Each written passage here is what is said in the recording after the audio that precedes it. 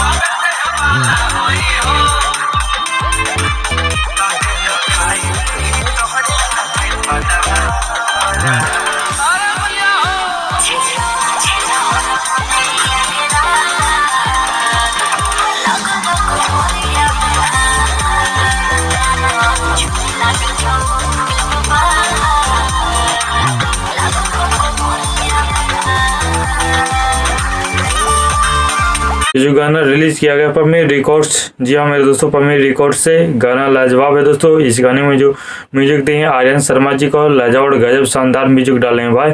और इस गाने में जो कंपोजिंग किए हैं ओके आर के यादव है दोस्तों, के आर के। और इस गाने में जो एक्ट्रेस जो काम किए, जो हीरोइन, उनका नाम है श्रुति रॉय, जो कि कमाल लाजवाब काम किए यार। इनका पोस्टर आते ही बवाल मचा दिया था। गाना सुनो ना, देखो ना परफॉर्मेंस।